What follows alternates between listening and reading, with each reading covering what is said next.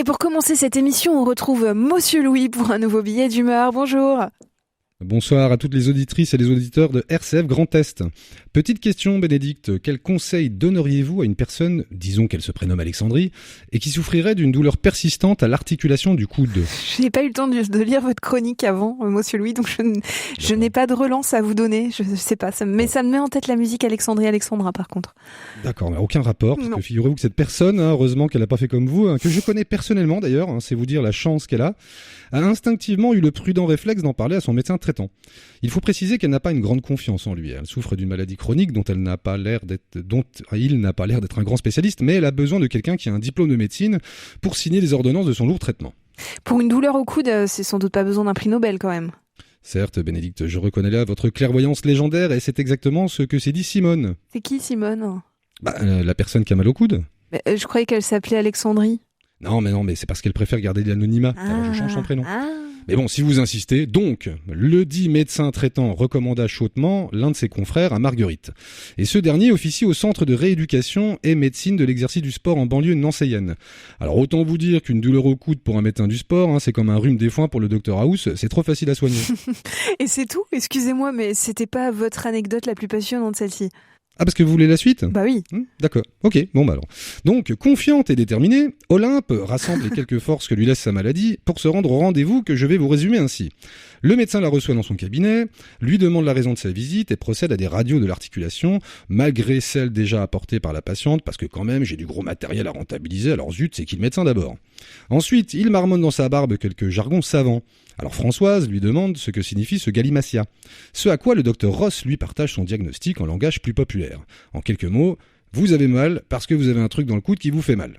Puis, silencieux, il prépare une seringue, injecte un produit dans le coude de Angela et lui donne une feuille l'informant de la possibilité d'un autre traitement si celui-ci ne calmait pas la douleur. Merci, au revoir, ça fera 70 €, dont une partie pas remboursée par la Sécu. Bonne journée au suivant.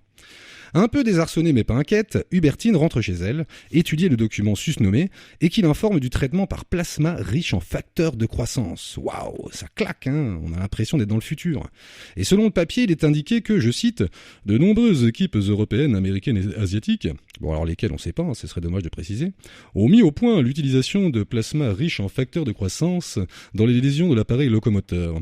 À présent, l'état des connaissances de cette technique, le recul de plusieurs années pour de nombreuses équipes, lesquels on ne saura pas plus, quel dommage, doit nous inciter à amener ce traitement à la portée des patients et à inclure son utilisation dans nos stratégies de médecine et chirurgie du sport. Fin de citation.